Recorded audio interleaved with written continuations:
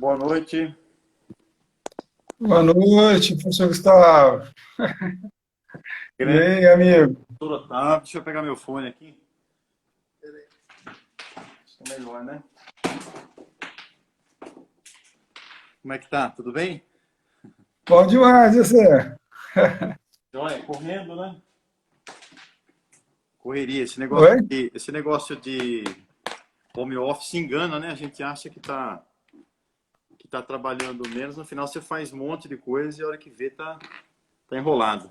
Quase que Você ela está tá trabalhando, a gente está trabalhando dobrado. trabalhando mais, é porque acaba aceitando tudo, né? Acaba Exatamente. tudo que parece pega e aí a hora que vê tá cheio de coisa. Bom, o pessoal vai chegando aí, depois vai ficar gravado, né? Eu vou deixar lá no. Fica um tempo aqui no Instagram, depois eu jogo lá no YouTube também, né? Então, acho que a gente já pode começar, não, professor Otávio? O que o senhor acha? Ô, Gustavo, fica a seu critério aí, mestre. Então, tá bom. Deixa eu só ajeitar aqui para não. O meu estúdio aqui tá improvisado, viu, tá bom? Tá complicado, viu? Aí, agora acho que É, ficou bom. o meu também está improvisado, viu, Gustavo? Pronto, agora sim. Coloquei um livro aqui para segurar. Tava, tá duro, ficar segurando o negócio é ruim. Bom, boa noite a todos aí. Primeiro quero agradecer a presença do meu amigo, meu colega de departamento, professor Otávio Barbosa Neto, doutor Otávio, pela participação. É, Primeiro, eu gostaria de dizer que é um prazer falar com você, viu, Otávio, nesse nosso bate-papo aqui. Não só pela amizade, mas também pelos trabalhos relevantes que você tem aí publicados em revistas científicas internacionais e de grande impacto na área, tá bom? Então, muito obrigado, tá? Bom, Gustavo, na realidade, eu que agradeço o convite, tá? Como você falou, nós somos parceiro aí de departamento, além disso, somos parceiro nas ciências, né? A gente tem publicado artigo junto aí, então eu estou acompanhando o teu canal de alto nível, né? Extremamente importante aí os tópicos que você traz, conversando com um alto gabarito, responsabilidade, mostrando para o pessoal aí o que é ciência aplicado, né, na realidade, na prática, que tem que ser feito. Uhum. Então, eu que agradeço aí, é um imenso prazer, além de ser meu grande amigo aí, um dos melhores pesquisadores que tem na nossa área aí. Obrigado, tá bom. Bom, boa noite para todos aí, pessoal chegando. É, Vamos começar pela doença, pode ser, Otávio? Pode Explicar um ser, pouco, Gustavo. falar um pouco da hipertensão, o que que é hipertensão. Acho que você pode usar uma linguagem científica e técnica, mas também mais simples, porque tem diferentes pessoas que assistem, né? Pessoas leigas até profissionais, né? O que que é pressão Sim, alta? Enfim. isso, aí você vai até me orientando aí, porque às vezes se eu aprofundar demais, aí você me puxa a orelha aí para voltar pro Não, básico. tranquilo, tranquilo. Bom, primeiro é um assunto que você sabe que eu gosto muito, que eu venho pesquisando aí há mais de 20 anos, né? Eu Aham. tenho me especializado aqui no Brasil, fora do Brasil, em relação a isso, porque as pessoas, Gustavo, acham que é muito fácil trabalhar com hipertenso, doenças cardiovasculares. Na realidade, não é difícil, tá? Mas eu vou mostrar alguns dados aqui que a gente tem que parar para pensar. Né? Por exemplo, tem um estudo aí de 2016 que fizeram uma entrevista com os profissionais formados em educação física da cidade de São Paulo. E o que, que eles fizeram? Eles perguntaram quais são as diretrizes básicas, né, as diretrizes que são determinadas pelo American College, pelo American Heart Association, quais são as diretrizes básicas para trabalhar com hipertenso, coronariopata e também com a população que não possui doença crônica não transmissível.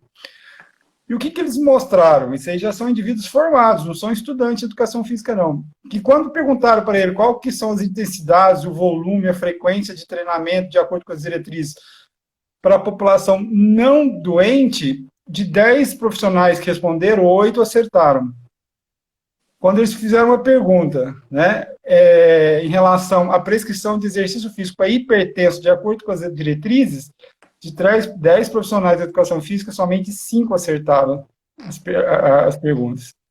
E quando eles perguntaram como que trabalhar com coronariopata, de acordo com as diretrizes, não o que a gente está lendo, mas de acordo com as diretrizes, de 10, somente 3 acertaram.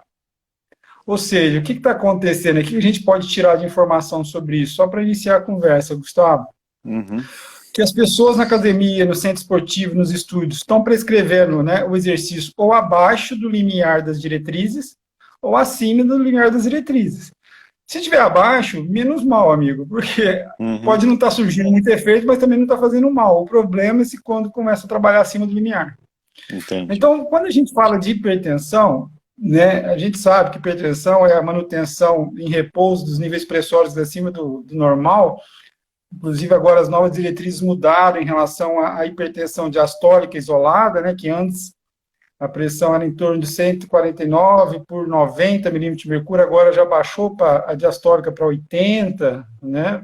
E então as coisas vão mudando aí.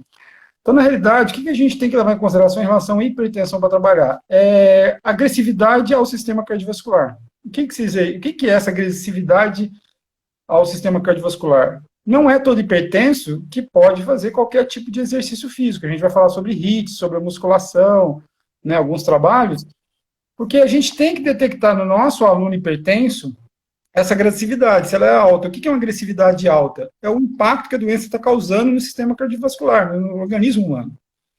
Ele está gerando lesão em órgão-alvo? Está gerando alguma complicação cardiovascular? Está desenvolvendo uma disfunção endotelial? Será que esse indivíduo pode fazer treinamento de força com 80% de uma repetição máxima? Então, acho que é isso que é o foco principal. Então, a hipertensão é isso. Então, a gente tem que levar em consideração, quando trabalhar o exercício físico com hipertensão, é entender o comportamento da pressão arterial. Então, eu sempre falo para os alunos, você também já está cansado de falar, é entender o básico do controle da pressão arterial. O que a gente tem percebido que está em falta entre os alunos e também entre alguns profissionais? Quem que faz as diretrizes, né, para fazer o tratamento da hipertensão? São médicos. Isso é uma equipe médica altamente gabaritada, vamos dizer por aí, né? Mas quando parte com o exercício físico, a função é do profissional de educação física. Então, nos últimos anos, tem crescido demais, por exemplo, os trabalhos de treinamento de força e as respostas neuromusculares, envolvendo hipertrofia muscular. Isso tem crescido aí nos últimos 10 anos, você sabe, extremamente. Mas quando a gente vai para a área cardiovascular, ela tem crescido muito pouco em relação o termo de treinamento de força, treinamento em hipertenso. Então, acho que o que está faltando para a nossa área, não vou dizer todos, né, mas é entender um pouco da doença para entender o que a gente vai prescrever para esse aluno com problema cardiovascular. Né? Então, a hipertensão, eu preciso saber, o meu aluno hipertenso, eu tenho que calcular o risco cardiovascular global. O que é um risco cardiovascular global? É aquele indivíduo hipertenso que, se eu pôr ele, por exemplo, para fazer uma musculação com 80% de um RM, ele não tem nenhuma alteração hemodinâmica ou fisiológica que vai colocar ele em risco. Quando eu prescrevo um exercício físico para um aluno hipertenso ou coronariopata, o que eu tenho que colocar na minha cabeça? É o risco e benefício. O que é o risco? É a fase aguda e subaguda do exercício, ou seja, durante o exercício físico, o que pode acontecer com esse aluno hipertenso que eu coloco a vida dele em risco? A gente sabe que hoje é mínimo, mas pode acontecer. A gente vai falar de doença arterial coronariana, por exemplo, que é clássico, né? E a fase subaguda, logo após o exercício físico, o que pode acontecer? E o benefício é a longo prazo, que a gente chama de treinamento físico. Se eu pegar esse indivíduo hipertenso e fazer ele treinar por várias vezes, né, consecutivamente, a longo prazo a gente vai ter um benefício. Então, o que o aluno tem que aprender a calcular? É o risco-benefício, é minimizar o risco e potencializar o exercício. Então, por isso que a gente tem que tomar cuidado com os exercícios de alta intensidade. O hipertenso pode fazer? Pode, eu não estou falando que não pode, mas qualquer hipertenso pode fazer? Não, não é qualquer hipertenso que pode fazer. Então, para início de conversa, eu tenho que aprender, o aluno, né, tem que aprender a desenvolver, a calcular o risco cardiovascular, que é através de anamnese, através de aferição de pressão arterial, se precisar algumas coletas sanguíneas. Se esse aluno, se esse hipertenso, ele precisa ser encaminhado primeiro para o cardiologista, antes do treino, eu só posso começar o treino com ele. Então, se chegar um indivíduo na academia, né, eu sou hipertenso, né, mas a minha hipertensão é controlada. Bom, ele está falando que é controlado. Mas eu fiz o risco, calculei o risco cardiovascular global, eu sei se ele pode treinar, por exemplo, um agachamento a 80% de um RM? Não sei. Então, ou eu vou estar trabalhando abaixo do limiar da diretriz, ou vou trabalhar acima do limiar da diretriz. Então, o Hum, problema da hipertensão é a gente saber calcular isso, Gustavo. É o que a gente certo. está tentando, e vai falar sobre isso hoje. Tá, então, teria alguma indicação sobre como calcular esse risco? Por exemplo, usar o duplo produto, fazer um teste incremental para ver até que velocidade, por exemplo, na esteira, esse risco ainda está num ponto que ele está num patamar que tem menos risco e mais benefícios? Quais dicas você Existem daria? Então, primeiro, a gente fazer uma avaliação antes dele iniciar, antes de um teste. Por exemplo, nós, profissionais de educação física, em grupos especiais, por isso que chama grupos especiais, os tratamentos são especiais, o hipertenso é de um grupo especial. A gente não pode fazer um teste máximo. Nem o pneumologista não pode, nem o nefrologista não pode, somente um cardiologista, né? Então, eu começo com o básico do básico que os alunos aprendem na faculdade, que é uma anamnese. Então, através, por exemplo, existem questionários extremamente validados, de alto nível, para me detectar isso, igual o questionário do American Heart, Uhum. que, então, existem alguns fatores de risco. Quais são eles? Né? Mulher acima de 55 anos, homem acima de 45 anos, tá? Então, existem vários fatores aí que estão influenciados. Você tem um fator de risco junto, por exemplo, é um indivíduo que tem 60 anos do sexo masculino, o pai já infartou e ele é fumante. Então, isso aí eu já começo a classificar. Então, a classificação tem risco baixo, tem risco moderado, tem risco alto, tem muito risco e o risco muito alto. Quando eu calculo através de um questionário, eu detecto que meu paciente, o meu aluno, ele tem um risco baixo, eu posso começar a prescrição de um protocolo de treino com ele sem restrição. Por quê? Porque ele não tem risco nenhum, por exemplo, um homem hipertenso, mas ele tem 35 anos, não tem histórico de hereditariedade, não tem fator de risco, não tem lesão em órgão-alvo, que a hipertensão causa, né? Aí vem aquela agressividade que a gente tem que entender. Eu posso começar. Mas um risco moderado, por exemplo, um homem de 65 anos que tem dois fatores de risco. Ele tem obesidade e ele tem, por exemplo, sei lá, uma hereditariedade. O pai morreu hipertenso novo. Esse indivíduo, por exemplo, ele é recomendado a ir no médico. Eu não posso obrigar ele no médico, mas eu recomendo ele aí. Por quê? Para saber se ele tem algum limiar de isquemia. Isso aí eu tenho que detectar na hora de prescrever o exercício. E se eu calcular, por exemplo, se ele tem um risco alto, eu não posso, de maneira alguma, começar um treinamento com esse indivíduo. Aí eu já tenho que exigir dele, é necessário que ele vá fazer um teste ergométrico, ou, no pior das hipóteses, fazer um acompanhamento médico. Então, com simples questionário, com simples que a gente fala aí de anamnese, que é o básico, eu consigo detectar isso. Depois, aí vem outra escala. Tá? Igual eu falei, se é um risco muito baixo, aí sim, eu aplico um teste, eu posso fazer um teste submáximo, né? Eu posso calcular aí, por exemplo, limiar anaeróbio para calcular, tem várias coisas que a gente pode ser feito, mas o básico é a anamnese. Primeiro é Só de a fator de segurança. segurança. Porque eles são considerados risco. É fácil trabalhar? É, mas eles são considerados grupos especiais, então é um Claro, tratamento especial. Então, o sem que a dúvida. gente tem percebido? Os profissionais da educação física, ou eles estão trabalhando abaixo do limiar ou acima do limiar da diretriz. Tá. Acima do limiar é muito perigoso. Pode chegar a desenvolver um falecimento, alguma coisa mais grave? Não sei. Pode. É difícil, mas pode, tá? Então, a questão é essa. Tá Né? A certo. segurança primeiro. Então, com a anamnese básica, a gente começa a trabalhar e já detectar, ó, esse indivíduo é de um grupo de risco alto, né? Um risco cardiovascular global, que a gente chama. Uhum. Então, ele é alto, eu não posso pegar ele para treinar, eu preciso que ele passe por um cardiologista primeiro. Certo, Entendeu? Essa que é a diferença. com certeza. É, Otávio, é ao vivo, né? Então eu vou pedir. Tem alguns momentos que você está falando, você só está dando para ver do seu óculos para baixo. Se você puder. Isso, aí melhorou. Melhorou? Aí. Ao vivo é ao vivo, tem que ir dando os toques na hora. Ao vivo, Se é igual a acontecer. prática, né? Quem sabe faz ao vivo, né? Deixa eu te falar. Aula prática sempre dá errado.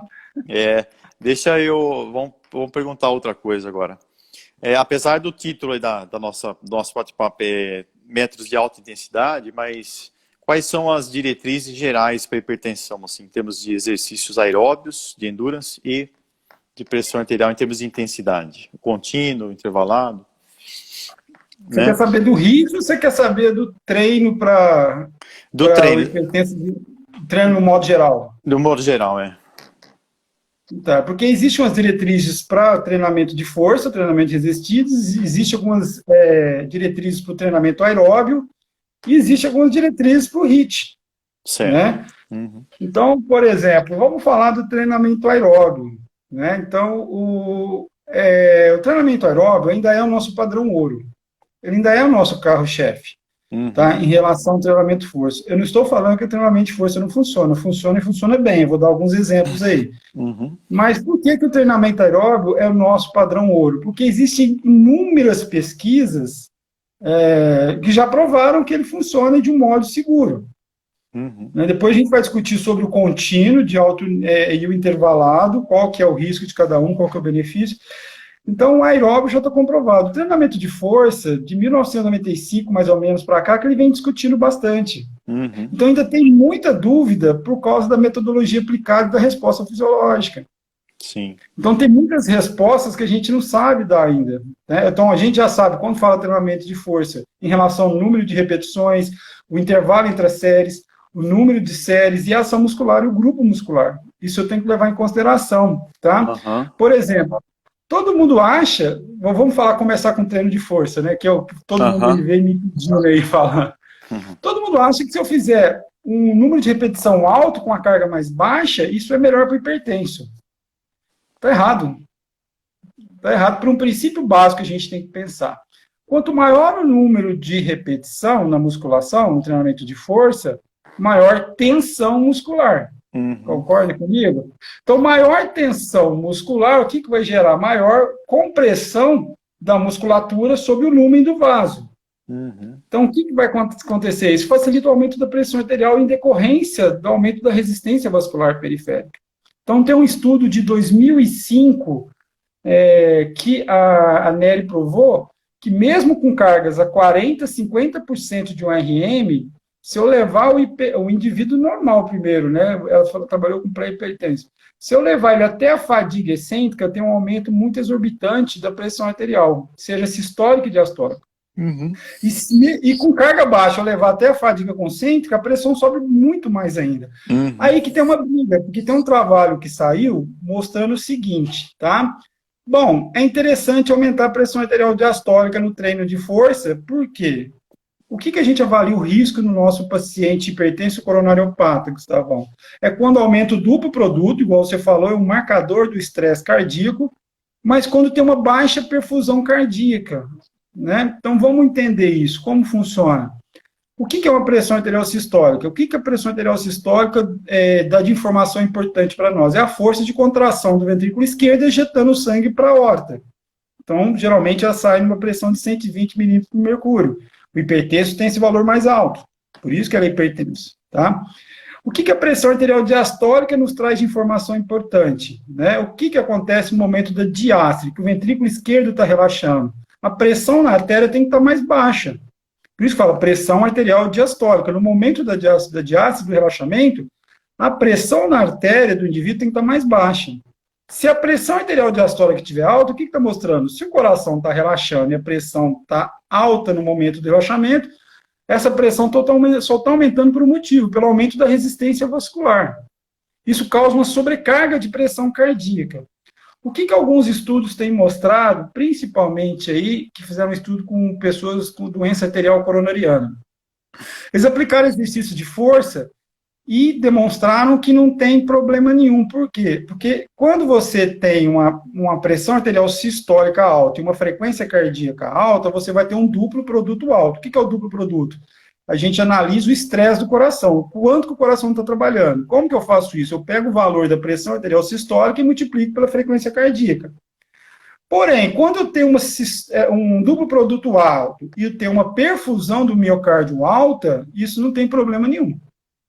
Porém, quando eu tenho um duplo produto alto e uma perfusão cardíaca baixa, Isso é um problema. Então, o que eles provaram? Que durante a sistólica, por mais que eu tenha, né, uma fração de ejeção, o ventrículo esquerdo está injetando sangue, eu não tenho, né, a perfusão cardíaca. Por que isso acontece? Porque ali na região, quem irriga o coração são as coronárias. E as coronárias estão muito próximas da válvula aórtica. Então, quando faz a sístole, a válvula aórtica, pelos folhetos, elas bloqueiam mais ou menos ali a ação das coronárias, então a gente não tem irrigação. Então, eles demonstraram que durante o exercício, nessa fase, a irrigação cardíaca está acontecendo no momento da diástole. Por quê? Porque a válvula está fechada. Por isso que eles afirmam que, se eu fizer um treino de força intenso, a pressão arterial diastólica vai aumentar, então vai aumentar a força, a velocidade que o sangue está chegando lá no lado direito, então é uma sobrecarga de pressão, porém está chegando uma quantidade maior de sangue e vai perfundir mais o coração. Isso é a ideia deles. Por isso que eles falam, ó, pode treinar a força e deixa a pressão arterial diastólica que não vai ter problema cardiovascular. Bom, a gente tem que tomar cuidado. Primeiro, que são poucos estudos que mostram isso. Tem uma certa razão em relação a isso, tá? Então, o treinamento de força vai aumentar, na fase aguda, a pressão arterial diastólica e acaba aumentando a perfusão cardíaca. Tanto ali passando pelo pericárdio, o epicárdio, o hemicárdio, o miocárdio e o endocárdio. Porém, a gente tem que lembrar que uma sobrecarga de pressão tem estímulos diferentes sobre o coração, sobre as células do cardiomiócito, que é semelhante, lógico que não vai ter o mesmo efeito da hipertensão, porque a hipertensão é 24 horas dando sobrecarga de pressão. O exercício é só no momento que você faz a série, depois você tem um intervalo, tá? Então aí já começa uma discussão grande na literatura. Pode fazer exercício com cargas acima de 85% de 1 RM, aumentar a pressão arterial diastólica, que não vai ter problema?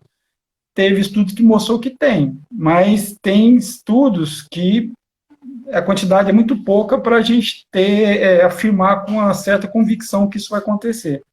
Eu sempre falo, todo mundo fala, não, treinamento de força é muito melhor que o aeróbico, treinamento de força não dá problema, mas se você for numa academia, ninguém treina, porque todo mundo morre de medo.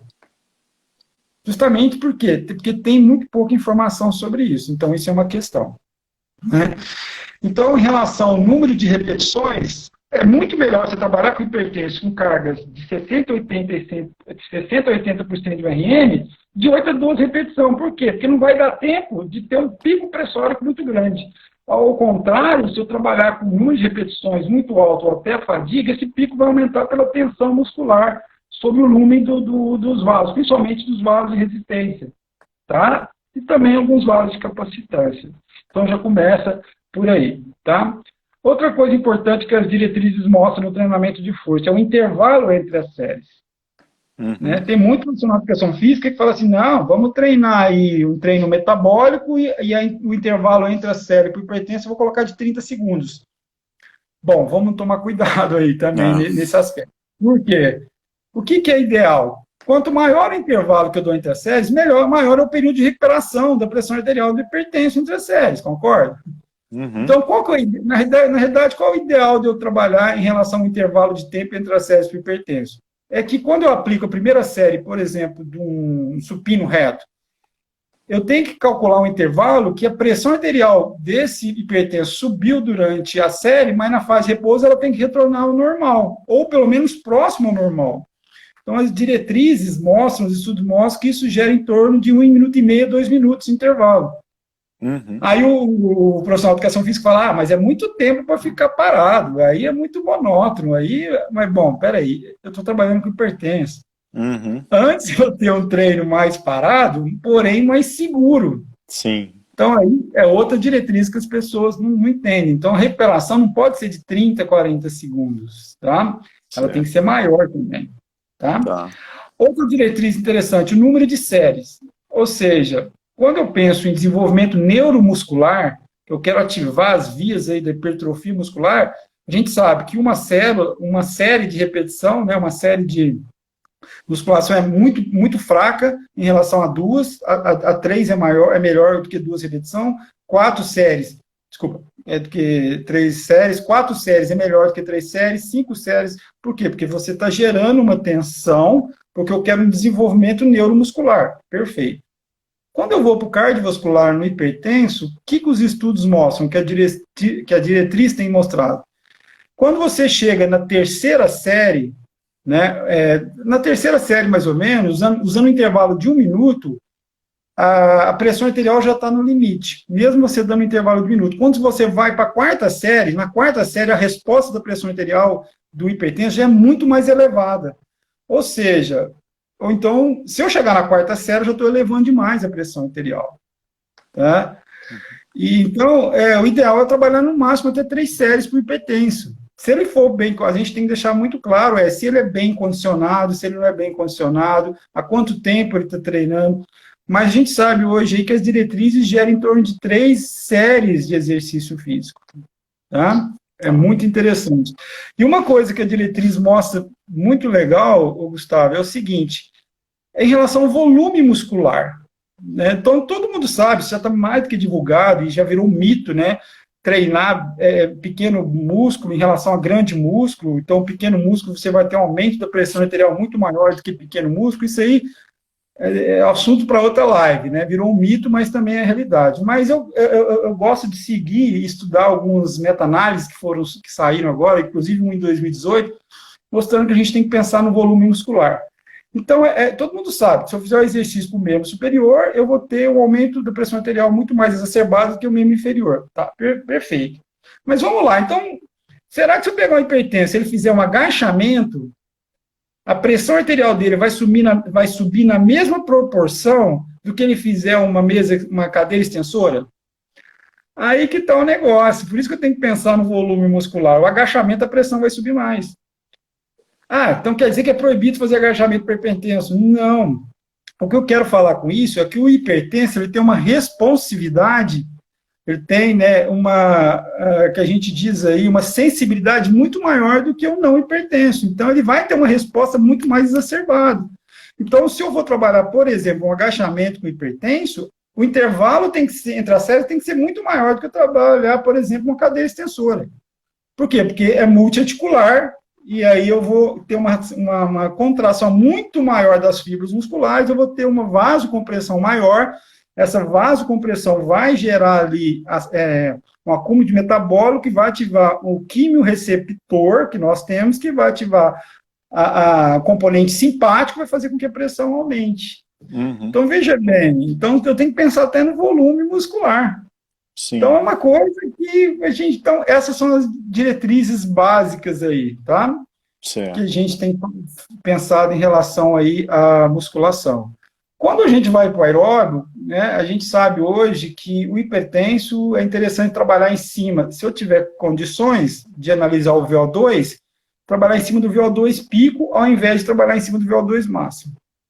Tá? Muito mais seguro, muito mais fidedigno eu trabalhar com uma porcentagem, né, em cima do VO2 pico, ao invés do VO2 máximo. Bom, não tem condições de trabalhar em cima do VO2 pico, o que a gente recomenda? Prescreve o treino em cima da frequência cardíaca de reserva. O que é a frequência cardíaca de reserva? Eu pegar a frequência cardíaca máxima e diminuir pela frequência cardíaca de repouso. Aí eu multiplico pela intensidade que eu vou aplicar, então se ele é hipertenso, o valor mínimo da frequência cardíaca vai ser 50% e o valor máximo 70%. Para esse hipertenso começar a fazer um treino de exercício aeróbico, quando eu estou falando de contínuo, né, intervalado a coisa muda. Aí eu tenho que fazer esse cálculo, né? Aí eu calculo aí utilizando a frequência cardíaca de reserva, tá bom? Exercícios mais cíclicos são as diretrizes que falam isso, né? Trabalhar aí de 3 a 4 vezes por semana é o básico do aeróbio aí, entendeu? Então, essas são as diretrizes que a gente está acostumado. Quando eu falo de aeróbio e exercícios de força. Né? Muito bem. Agora, quando a gente vai para o HIIT, né, a coisa muda um pouco. Primeiro, todo mundo acha que o HIIT é um trabalho anaeróbio. Não sei se você já escutou isso aí. O aluno acha, muito profissional acha, o HIIT ele é um trabalho anaeróbio. Bom, ele seria um trabalho anaeróbio, né, Gustavo? Depende. Ele seria um trabalho anaeróbio se o meu aluno chegasse na academia e fizesse 2 tiros e fosse para casa. Aí ele era anaeróbio. Só que, na realidade, ele vai lá e vai fazer o quê? Uns 10, 12 tiros, depende do protocolo. A gente vai ver que tem hit curto, hit longo, RSTS, STI. Ele não vai fazer só 2 tiros. Então, na realidade, quando ele tem os 2 tiros, os iniciais de 2 tiros aí, mais ou menos, o que vai acontecer, né? Os 2 primeiros, realmente, ele é anaeróbio. Mas, a partir do terceiro, nós já temos uma grande... No segundo, já tem uma contribuição aeróbica para isso. Mas, no terceiro tiro em diante, o aeróbio começa a predominar em relação ao anaeróbio. Mesmo com intervalo aí, às vezes, um protocolo com intervalo de 2, 3 minutos, tá? Então, foi provado cientificamente que a partir do terceiro tiro, o predomínio já é aeróbio. Então, vamos supor, por exemplo, vamos falar grosso modo aqui, vamos supor que eu preciso que eu tenho 1000 ATPs, sejam formados nesse momento aí. É como se a partir do terceiro tiro, é como se 65% da formação da ATP viesse pela via oxidativa e 35% viesse pela via glicolítica, a partir do terceiro tiro, né? Porém, as pessoas às vezes confundem porque falam, mas por que então que o nosso aluno tem fadiga muscular lá na terceira e quarta série, se tem um predomínio aeróbio, que é aquela famosa queimação, né? Que caracteriza um pouco daí da acidose metabólica. É lógico que envolve outros aspectos aí, né? Mas o que levou à fadiga? E aí a gente tem que pensar isso até na hora do hipertenso. Porque, apesar de ser uma maior proporção da via aeróbia oxidativa, a via anaeróbia também está participando desse processo, ela está presente. E aí nós temos um excesso do íons hidrogênio, do hidrocarboneto que foi formado. Então, mas o lactato tem uma dificuldade de tirar ele da musculatura e levar para a corrente sanguínea, porque já está alta a concentração desse hidrogênio na corrente sanguínea. E o bicarbonato de sódio não consegue fazer um tamponamento muito, vamos dizer assim, expressivo, né? Não consegue tamponar muito bem essa quantidade enorme de hidrogênio. Então, ele acaba acumulando dentro da célula muscular, é onde gera aí, né, a famosa aí dor, a queimação, a fadiga. Mais o componente aeróbio, né? E aí, quando eu vou para o termo de HIIT para hipertenso, vamos começar a falar do HIIT aí, né, que vem aí, né, apontando, vamos mostrar alguns dados científicos. Nós temos, na realidade, atualmente, 4 tipos de HIIT, que é considerado HIIT. Nós temos o HIIT curto, o HIIT longo, o RST, que é o treinamento de sprint repetitivo, e o ST, que é o treinamento de sprint intervalado. Tá? O que seria, então, o HIIT curto? É quando a gente faz um esforço, uma intensidade de até 60 segundos, a gente não ultrapassa 60 segundos, uma intensidade alta no HIIT, depois a gente faz uma recuperação aí de, sei lá, pode ser de 1 minuto, de 40 segundos, 1 minuto, 1 minuto e meio, depende. Então, isso é o HIIT curto, eu não ultrapasso o tempo de 60 segundos. Então, vamos dar um exemplo aqui. Eu pego o círculo ergômetro, faço meu aluno pedalar a 100 rotações por minuto durante 40 segundos. Depois eu peço ele para ter uma pausa passiva de 1 minuto e meio. Aí depois eu dou mais 40 segundos a 100 RPM. É um protocolo. Eu posso mudar, posso trabalhar em cima da frequência cardíaca máxima, em cima da rotação, tanto faz. Então, isso é o HIIT curto. O que é o HIIT longo, né? É quando eu faço, no momento do treinamento de alta intensidade, a duração ultrapassa 1 minuto. Então, por exemplo, eu faço meu aluno a pedalar numa intensidade muito alta durante 2 ou 3 ou até 4 minutos, numa alta intensidade. E eu intercalo um X de tempo entre isso. Então, ele, por exemplo, ele pedala a 95% da frequência cardíaca máxima durante 4 minutos, e depois ele pedala a 40% da frequência cardíaca máxima durante 4 minutos. Aí eu dou tiros consecutivos em relação a isso. Isso é o HIIT longo. Tá? Nós temos o RST, que é o treinamento de sprint repetitivo.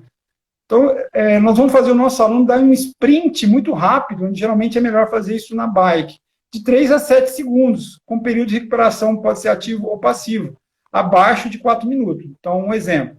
Eu dou um tiro de 7 segundos, numa velocidade máxima que o meu aluno consegue fazer, ou eu calculo também em relação à carga, e depois ele tem uma recuperação aí de até 4 minutos, sei lá, a 50 RPMs na bike. Então, isso é o RST. O ST, que chama de CIT, que está sendo mais estudado aí, é quando o esforço de alta intensidade tem uma duração de, no máximo, até 30 segundos. Mas o que acontece quando a gente prescreve esse tipo de HIIT? Você já ouviu falar do wall-out? Que é, a gente põe o nosso aluno, né, a pedalar o máximo que ele dá conta durante. Você lembra disso? Ele quase morria, né? O máximo durante 30 segundos, com a intensidade máxima que ele der conta. Ele vai, o bicho vai colocar a língua para fora lá, né? Então, ele vai até no máximo de 30 segundos, com a intensidade, depois ele faz um tempo aí de 4 minutos de recuperação passiva. Então, isso é o CIT, né? Então, o que tem mostrado aí, Gustavo? Então, tem uns estudos interessantes, teve uma meta-análise que saiu mostrando no treinamento de HIIT com intensidade superior a 85% da frequência cardíaca máxima, usando aquele HIIT longo. Então, foi um protocolo, o que eles fizeram? Eles colocaram o indivíduo em 4 minutos de alta intensidade, com intervalo de 3 minutos de recuperação passiva. E comparou com um aeróbio contínuo, né, que foi de 40 a 50 minutos, numa bicicleta ergométrica, a 60% a 70% do VO2 máximo. Tá? O que eles mostraram? Que os dois exercícios diminuíram a pressão arterial, tanto a sistólica como a diastólica do hipertenso. Tá? Ou seja, não houve diferença entre um teve maior efeito hipostensor do que o outro. Não, os dois tiveram efeito hipotensor. O que a literatura tem mostrado é que, às vezes, o HIIT curto tem um efeito melhor no hipertenso do que os outros tipos de HIIT. Mas tem vários trabalhos mostrando aí em relação a isso. E o mais importante é que esse HIIT, ao longo, né, desse estudo, mostrou que a sistólica teve uma diminuição de 6,3 milímetros de mercúrio e uma diastólica de 3,8 milímetros de mercúrio. O que isso repercute? Uma diminuição de 7%, mais ou menos, aí, no risco de mortalidade cardiovascular. Uhum. Que é muito grande, né? Na prática é muito importante isso. Então, é muito interessante isso, entendeu? Então, tem vários estudos aí, então, mas para que eu tenho, o que eu tenho que tomar cuidado com isso? É se o meu hipertenso está apto a fazer isso. Será que ele está apto a fazer? E quando é que eu sei que ele está apto a fazer isso? Quando eu faço o cálculo do risco cardiovascular global. Né? Então, na realidade, eu tenho que, se eu for para o lado aí da musculação, onde que eu tenho que tomar cuidado? Com o exercício isométrico. O componente isométrico, eu tenho uma vasocompressão muito alta, isso vai me gerar uma atividade simpática muito alta, uma resistência vascular muito alta, e acaba repercutindo numa queda do retorno venoso. Aí eu tenho uma sobrecarga de pressão cardíaca. Então, ao longo do tempo, eu vou ter uma hipertrofia ventricular, por exemplo, concêntrica. E não é interessante para o hipertenso eu fazer uma hipertrofia cardíaca concêntrica. Por quê? Porque a doença já faz isso. Para a galera que está vendo aí e não sabe, o que é uma hipertrofia ventricular esquerda concêntrica? É quando o ventrículo esquerdo aumenta de tamanho, mas a parede do ventrículo e o septo do ventricular também aumenta. Então, a gente acaba diminuindo a luz ventricular. Isso acaba diminuindo o enchimento ventricular. E aí não é interessante, por quê? Porque ele já tem uma doença que faz isso, e a doença é irreversível. Qual que é a vantagem do exercício? O exercício, eu parei de fazer, ele volta, o meu coração volta ao que era ser antes. Então, essa é a diferença. Muito bom. Vamos ver se dá tempo, agora a foto está chegando na parte final, de responder algumas questões aqui. Então, acho que o Guilherme Mussi, lá de Jaú, né, Guilherme? Se eu estiver errado, você me corrige aí. Poderia falar a respeito da manobra de Valsalva no treinamento resistido? Otávio. Tá. Pode falar. Isso aí também tem uma briga muito grande, né? Aí eu também vou falar, depende do hipertenso. Por quê? Porque a manobra de Valsalva, por si, aumenta a pressão intrapleural, né, a pressão intrapulmonar, que acaba repercutindo, mas alguns estudos mostram que ela acaba tendo uma proteção cerebrovascular. Mas a gente tem que tomar um cuidado muito grande em relação a isso. Eu também concordo que ela causa, ao longo, se você for treinando, ao longo do treino, né, com essa manobra de Valsalva, ela acaba causando uma proteção, né, cerebrovascular. Tudo bem, mas o que a gente tem que tomar cuidado? O hipertenso, ele tem uma predisposição, tá, a ter um aneurisma. Isso é fato, já está mais do que comprovado na literatura científica que o hipertenso tem uma predisposição a ter um aneurisma. O que seria isso? É uma deficiência do folheto embrionário ali, né? Eu vou dar um exemplo para as pessoas entenderem. Lembra quando a gente era criança, a gente brincava com aquelas boias de pneu de caminhão? A gente enchia a boia de pneu de caminhão, ia para a piscina e brincava na piscina, né? O que acontecia quando a gente enchia aquela boia e ficava um papo? Né? Que se a gente encher demais a boia, ia acabar estourando aquele papo. Aquele papo seria o aneurisma. Então, o hipertenso, principalmente o hipertenso crônico, com lesão em órgão-alvo, né? Por isso que eu falo que a importância de calcular o risco cardiovascular global, se eu, às vezes, gerar um aumento da pressão muito grande, e a manobra de Valsalva faz isso, porque eu fecho a minha glote, né, e eu acabo aumentando por causa também do componente isométrico do exercício, eu posso ter um rompimento de adeonismo e causar um acidente vascular hemorrágico. Eu não estou nem preocupado com o isquêmico, mas o hemorrágico, entendeu? Então, a gente tem que tomar bastante cuidado em relação a isso. Para mim saber se ele pode treinar ou não, eu tenho que calcular esse risco. Se ele não tiver risco nenhum, nada que impeça, né? Eu sempre falo para os alunos, faz um teste aí, vocês que estão em casa, coloca a mão na boca e começa a soprar sem parar. Mas soprar, vocês vão ficando roxo, né? E aí vai acabar aumentando a pressão, vai gerar uma pressão, porque você está flechando a glote. E a gente lembra até daquele remédio Xenical, né? Não sei se alguém lembra do Xenical, que é um remédio que é usado para regime, mas na realidade ele foi feito para cardiopata. Mas justamente o quê? O indivíduo cardiopata, coronariopata, que ia no banheiro e tinha prisão de ventre, para não gerar esse aumento de pressão por causa da manobra de Valsalva, quando ele vai tentar evacuar, ele tomava o Xenical e evitava esse problema. Só que eles perceberam que o Xenical acabava emagrecendo, eles pegaram e colocaram o remédio para emagrecimento, mas ele foi feito para coronariopata. Então, ainda é uma briga muito grande em relação a isso. Então, quando eu trabalho acima de 80% de uma RM na musculação, é muito difícil eu realizar o exercício sem fazer a manobra de Valsalva.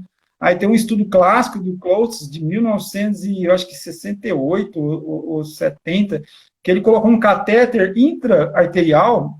Então, olha só, a gente está acostumado a colocar o esfinglomanômetro no braço e aferir a pressão arterial. Só que a gente está subestimando, principalmente a pressão arterial média, que analisa o comportamento pressórico interno do meu organismo.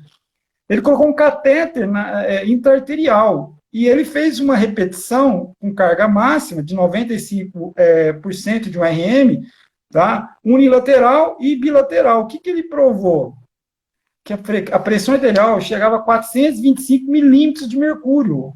Isso intra-arterial. Se você for, por exemplo, para o esfinglomanômetro, ela vai chegar, por exemplo, a 220 por 110, que aí a gente tem que encerrar o exercício. Uma coisa interessante depois a gente falar é como que eu posso minimizar esse risco durante a fase aguda. Então, é uma briga, Guilherme, muito grande. Eu concordo que tem alguns estudos mostrando, mas como eu falei, ainda tem muito poucos estudos mostrando em relação ao treinamento de força, então a gente tem que tomar cuidado. Então, não é todo hipertenso, eu não estou contra, mas não é todo hipertenso que pode treinar isso. Então, eu tenho que calcular se o meu hipertenso tem risco cardiovascular global alto, se ele tem lesão em órgão-alvo, entendeu? Se ele tem hipertensão resistente, que é diferente da hipertensão essencial, da hipertensão secundária, porque tem a hipertensão essencial, conhecida como idiopática, que não se sabe a causa. Eu tenho a hipertensão secundária, que o médico já sabe a causa. Então, eu tenho a hipertensão resistente, ou seja, aquele indivíduo toma 2, 3 fármacos e não consegue controlar perfeitamente a sua pressão arterial. Esse cara nunca vai poder fazer manobra de Valsalva por enquanto. Então, é questão de análise. Tá certo. Por isso que eu tenho que analisar meu aluno. Sim. O Wellington, que foi seu orientando de mestrado, está perguntando, pediu para você comentar sobre o risco em diferentes posições do corpo, inclusive deitado, tanto em exercício predominantemente aeróbio como anaeróbio. Bom, em relação ao componente pressórico, tem alguns estudos, mas o mais interessante eu falar sobre a posição, né, principalmente, eu não sei se você quis dizer em relação à transição da posição ou de fazer o exercício na posição, né? Se for em relação à transição de posição, por exemplo, eu coloco o meu aluno deitado fazendo supino e guardo a barra, por exemplo, que eu estou prescrevendo um circuito. Eu guardo a barra, mando ele levantar correndo e fazer um agachamento. Aí nós temos que tomar bastante cuidado em relação a isso. Por quê? Porque eu tenho um sistema de controle pressórico que eu vou tentar não aprofundar, ele chama baroreceptor. É o primeiro mecanismo que detecta a alteração da pressão. Ele está localizado ali no arco aórtico e no seio carotídeo. Então, toda vez que eu tenho uma distensão na parede da minha aorta ou da minha carótida, estimula esse receptor manda informação para o cérebro. Lá no comando da pressão arterial, que fica na região do tronco encefálico, né? O bulbo, eu tenho o tronco lá, né? A ponte, o bulbo, o mesencéfalo. O bulbo, ele é dividido em duas partes. Tem uma partezinha dele lá, chamada NTS, núcleo do trato solitário, que recebe informação dessa alteração de pressão. Então, vamos supor que a pressão caiu. O baroreceptor percebe, manda informação para o NTS. O que o NTS vai fazer? Vai ativar o simpático para aumentar a vasoconstricção para a pressão voltar ao normal. Quando eu trabalho com hipertenso, principalmente hipertenso crônico, ou hipertenso resistente, ou o hipertenso não controlado, ele tem uma deficiência nesse controle. Então, se eu estou fazendo ele, estou pedindo para o meu hipertenso deitado, fazer uma série de supino, e de repente eu mando ele levantar correndo e sair e fazer um puxador ou um agachamento, ele pode ficar tonto, porque está numa posição em relação à força gravitacional. Quando ele levanta, tem uma queda da pressão. Isso é normal em todo mundo, acontece com a gente. Isso ativa o bar ativa o controle central e o controle central reativa a pressão. No hipertenso não controlado, isso demora a acontecer. Aí ele começa a faltar sangue pela carótida, ele pode cair, bater a cabeça aí e ter uma complicação. Tá? E também tem em relação a fazer o exercício, né? Se você faz exercício deitado, qual é o tipo de exercício, se é em músculo multiarticular, em grupamento multiarticular ou não, também tem algumas alterações em relação a isso. Uhum. Muito bom. Tem muita gente lá da região minha lá, Otávio, Araraquara, mandar um abraço pro pessoal de Araraquara, Bauru, Jaú, Barra Bonita, Bariri, pessoal daqui de Uberaba, logicamente. Mais alguma questão, pessoal? A gente está aí, a live se encerra às 8. Se tiver mais alguma questão, aproveitem para... Uma coisa interessante, Gustavo. Desculpa aí, Gustavo. Não, tranquilo. Se eles não perguntarem, eu pergunto. A gente pode ir tocando aqui.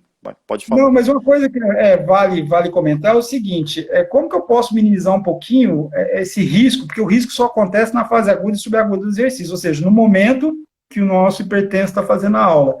Então, quando o hipertenso chega na academia, qual que é a função do profissional de educação física? Esse que é o problema, pessoal, né? Vocês me desculpem, mas isso não é ofensa, Gustavo sabe disso, mas não todos, mas a gente tem que estudar mais a doença quando eu quero trabalhar com doença, porque o exercício a gente sabe demais. Mas, o que, por exemplo, igual eu falei, quem que faz as diretrizes de tratamento da hipertensão? Os médicos. Mas quando vai para o exercício, o médico não tem essa disciplina, ele não sabe tudo em relação a isso. E a gente sabe muito em relação ao exercício, mas a gente tem que aperfeiçoar mais em relação à pressão. Então, eu tenho que entender todos os mecanismos da hipertensão arterial se eu for trabalhar com hipertenso. Não é simplesmente colocar ele na esteira, ele é hipertenso, então ele tem pressão alta. Isso aí eu não preciso, né? O Google me responde isso. Eu tenho que entender os mecanismos, agressividade.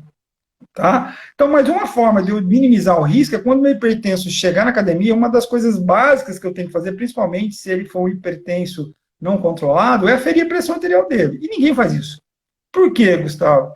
Se o meu aluno chegou lá na academia e a pressão arterial dele está acima de 160 de sistólica, acima de 105 de diastólica, eu não posso deixar ele começar a fazer exercício naquele momento. Isso é uma diretriz importante. Eu peço ele para sentar lá numa sala de avaliação, eu peço para ele acalmar, até essa pressão arterial diminuir. Se ela não diminuir, ela continuar aí 170, por exemplo, por 105. Aí, olha, hoje você não vai treinar, meu amigo. Tá? Então, isso é importante. Mas vamos supor que o hipertenso chegue na academia, a pressão dele está 130 por 90. Beleza. Aí o professor, o profissional de educação física, não afere mais a pressão durante o treino. Está errado também. Por quê? Porque se eu aferir a pressão dele durante o treino e ver que a pressão dele sistólica está 180 milímetros de mercúrio e a diastólica é 105, eu tenho que reduzir a intensidade do meu exercício. Eu não posso manter o mesmo ritmo. Sim. E pior ainda, se a pressão tiver 220 sistólica e 110 diastólica, eu tenho que parar o exercício, eu tenho que diminuir e parar o exercício. Eu não posso continuar o exercício. Então, são manobras que você consegue evitar aí e consegue obter o melhor aspecto possível em relação a isso. Muito bom. Agora, tem algumas perguntas que a gente não consegue responder ainda, né? A gente sabe sobre número de série, número de repetição, né? Mas, Aham. por exemplo, a gente sabe a dose-resposta da carga que vai trabalhar, né? Mas a única coisa que a ciência não conseguiu provar de treinamento físico para o hipertenso é qual o protocolo que eu posso usar com segurança. Será que eu posso usar um drop set com o meu hipertenso? Uhum. Será que eu posso usar? Então, tem muito pouca pesquisa em relação a isso. Tem alguns estudos, mas são poucos, e a metodologia dos estudos são diferentes. Por isso que eu acho importante os grupos de estudo. É saber, porque eu tenho que ler, as pessoas confundem. Quando eu quero estudar, eu tenho que pensar na questão básica e na questão aplicada. Na questão básica, é o livro que a gente tem, que os alunos estudam na graduação. Isso é o básico. Então, você tem que saber o básico do controle da pressão arterial, o básico do controle cardíaco. Isso é uma questão básica. Na questão aplicada, são os artigos científicos. Aí tem que sentar e estudar, porque, né, inclusive, tem uns aí que fizeram um monte de estudo com hipertenso, agora está sendo acusado de inventar dados, vai ter que tentar responder isso aí, né? Mas vamos lá. O que eu tenho que tomar cuidado quando eu vou escutar, ler um artigo científico? Primeiro, que as pessoas lêem só o resumo. Ou então, só vê o título e já sai falando para todo mundo, ó, o artigo É. tal mostrou que o treino tal é bom para hipertenso. Calma, porque quando a gente faz um artigo, o Gustavão sabe que publica 200 mil artigos por mês, eu tenho um critério, né, nós temos um critério de inclusão, um critério de exclusão, então eu tiro um público que pode complicar ali na hora do treino, então eu separo aquele público que não participa do meu estudo. Então, tudo tem qual público foi feito, qual que é o É. protocolo. No caso do HIIT, É. foi um HIIT curto, foi um HIIT longo, é Sim, hipertenso que era obeso, que não era obeso. Então, tem que ler um artigo, e os caras não sim. lêem. Então, já sai falando, É. ó, HIIT tal é bom para hipertenso. Mas, peraí, calma aí. Hoje em dia tá todo mundo com muita pressa, né? Tem que ter calma. Um abraço pro Jais, lá em Joinville. Tá frio aí, Jais? Ei, lá, hein? Quando eu fui aí não tava tão frio. É, Tem uma questão aqui da Rosângela, Otávio, ainda dá tempo, tem 8 minutos, para falar sobre os efeitos adversos de medicamentos. E o José Martins, ele está falando sobre o tratamento com restrição de fluxo, se ele pode ser feito no hipertenso, ou varia conforme o grau da hipertensão. Bom, vamos lá. Primeiro, em relação ao medicamento, é lógico, né, não deu tempo de a gente comentar, porque é tanto assunto, né, e também não dá para falar. Então, a gente tem antagonista de canal de cálcio, tem inibidor de ECA, né, eu tenho lá os furosemidas, o hidroclorotiazona, tem vários aí, tá?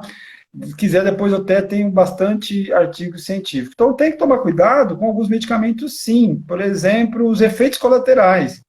Então, se toma aí, por exemplo, um diurético, um furosemida, né? Então, a gente sabe que isso pode repercutir. Então, tem trabalhos mostrando que tem diferença do uso do propanolol com atenolol. Qual que é a diferença? Um é seletivo de receptor, o outro não é seletivo.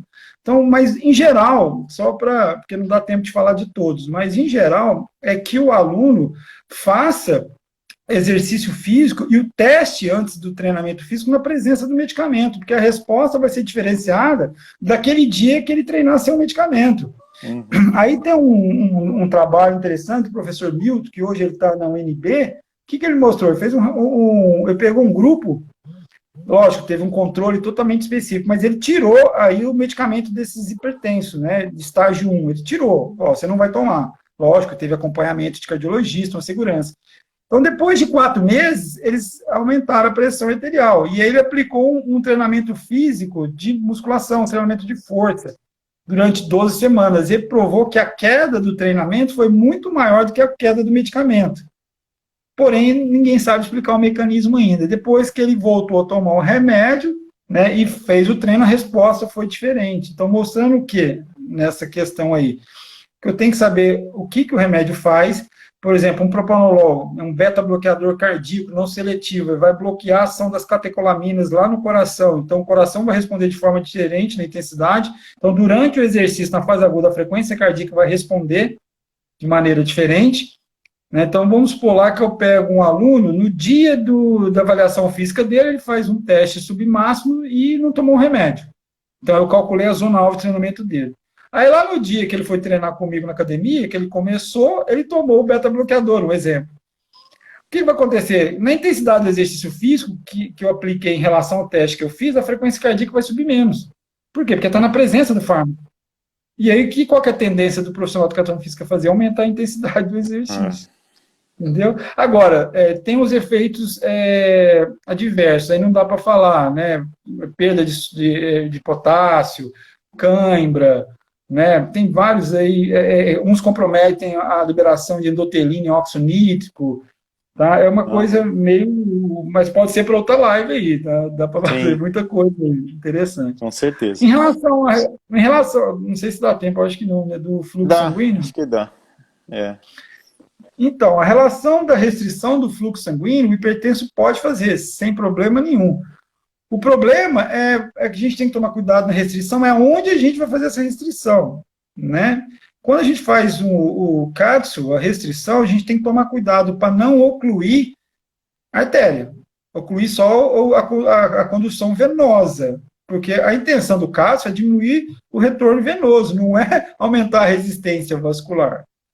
Então tem que tomar cuidado, no nível de pressão, a gente sabe hoje que esse nível de pressão, de insuflamento do cátion, né, da restrição, ele varia de 50 a 200 milímetros de mercúrio, aquela coisa de basear em cima da pressão arterial sistólica, parece que está caindo por água abaixo, então a gente sabe aí que 130, 150 de oclusão é bom para hipertrofia, mas ultrapassou de 200, tem estudos mostrando que a pressão arterial diastólica aumenta demais, e a gente já falou que se a pressão arterial diastólica está aumentando no momento que o coração está relaxando, só pode estar vindo do aumento da resistência vascular. Então, tem que tomar cuidado. Primeiro, é o local que está fazendo essa restrição, se não está afetando, né, não está comprometendo a oclusão arterial, os vasos de resistência. Né, e segundo, é o nível de insuflar. Né, a gente sabe que acima de 200 milímetros de mercúrio para hipertenso já não é muito aconselhável. Sim. Muito bom. Otávio, vai acabar daqui a pouco, então acho melhor você deixar o seu contato para o pessoal que quiser entrar em contato, o próprio Instagram mesmo ou algum e-mail? O Instagram, e agora a gente fui convidado aí para coordenar um grupo de estudo em cardiologia do exercício, inclusive o professor Gustavo faz parte dele, é um pesquisador que está no nosso grupo, né? Não pode ficar de fora. Sim. Obrigado. Então, tem lá, chama Cardesp, tá? No Instagram. Agora a gente vai começar a movimentar aí, porque saiu a aprovação do CNPq, acho que ontem, antes de ontem, aí agora a gente começa a movimentar com mais assiduidade, né? Então, pelo Instagram mesmo. E uma notícia aí que o professor Gustavo sabe é que o Gustavo faz parte de um artigo aí que foi aceito para ser publicado essa semana numa revista de alto impacto. Então, logo nós estamos mostrando umas coisas novas aí. Para eu, professor Gustavo, nós, né? Parabéns para nós, que foi numa revista de alto, uma revista de alto impacto. A sua aluna de mestrado, né? Como é que a primeira? A Monique. A Monique foi uma das primeiras, né? Que você orientou. Né? A Monique, teve a participação da Marina. Isso. Né? Muito bom. Tem você aí, o nosso grupo lá, o Jeff. É um artigo muito interessante. Né? Logo está sendo. O proof está chegando aí. Mas só tem que te agradecer mesmo, Gustavo. Eu que agradeço, Otávio. Agradeço a todos aí. Um abraço, Zé Rubens, lá de Matão. Tem muita gente assistindo, Otávio, do estado de São Paulo. Um abraço, obrigado. Espero que tenham gostado. Espero que não tenha falado muito aprofundado. É muito pouco tempo para muita coisa, né? Amanda, lá de Agudos, a terra da água, da cerveja. Né, Otávio? Você que gosta de tomar uma cerveja? Não tomo mais. Tô brincando, nem sabia. Sério? Faz um tempão que eu parei. Cerveja eu não tomo mal. Eu tomo um vinhozinho aí, meio seco, que é muito melhor. Para isso, Zé Martins, eu vou provar o vinho que ele me mandou aí. Então, pessoal, eu vou ver se eu vou não prometo que eu não sou muito bom nisso. Vou tentar deixar aqui no perfil, tá? Fica 24 horas. E depois eu coloco lá no canal do YouTube que está na bio aqui do Instagram, tá bom? Então a íntegra, para quem chegou agora, vai estar lá no YouTube com certeza. Valeu? Obrigado, professor Otávio. Forte abraço. Tá bom, eu que agradeço. Um abração. Valeu. Tchau, tchau.